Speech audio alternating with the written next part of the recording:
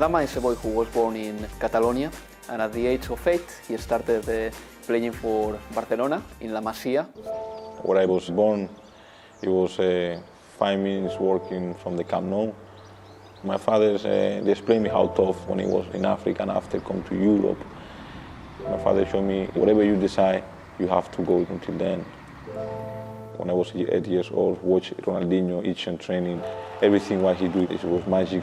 He was always happy. He was an amazing person. There was always this expectation that Adama Traoré was going to be a very good player, but he was never regarded as one of these La Masia prodigies. It was going to be very difficult to become a regular starter for Barcelona. Neymar, Luis Suarez and Lionel Messi were there. He was a very important player for the Barcelona Youth Cup team, and at some point he just decided to make his own way, and he knew that the road to success could be in Barcelona or outside Barcelona. He come from Barcelona B team. Barcelona at that time were tiki-taka, you know, they like to combine with each other, and he didn't see anyone apart from himself. He was, I mean, I always used this phrase about Adama, no one wants to play with him and no one wants to play against him. I mean, his pace and power was second to none. I mean, it was very little end product there. He seemed to struggle to slow his brain down, and for him to come into the Premier League was very difficult. He was coming to a struggling side. When I get here, the life it was so different. When I was 17, 18 years old, for me, the food, the dinner at 7 o'clock, the sun is going at 4, for me was like, wow. He's someone coming to your club who's got that match-winning ability, but you do need to have a structure and around it, and that's where we struggled. We didn't have that structure.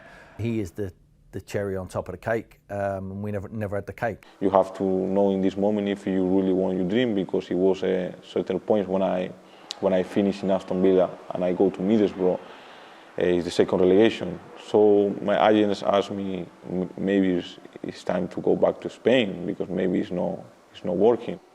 Tony Pulis, he is the one who in that time when I was in Middlesbrough, he is the one who pushed me. He's one of the nicest people I've ever met in football as a player. He's a lovely lad. He's a football nut. He lives his life to be a footballer. When Tony Pulis come, he tell me, you have to keep trusting yourself, you have to keep working, and I think he have a lot of experience as well. The thing was just simplifying it for him. So we knew exactly what we wanted from him. And we worked and talked to him individually. We managed to find a way to, to clear his mind a little bit, to give him the confidence that he really, really needed.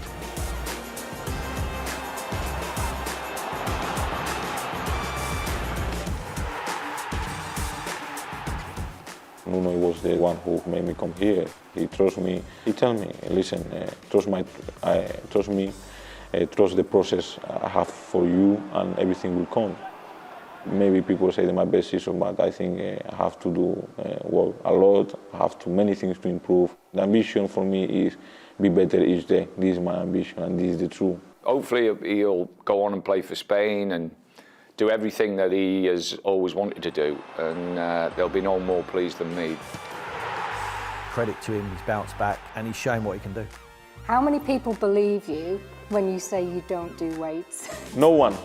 That is the truth, no one. Only my family and friends. But to be honest, everyone is saying, I don't believe that.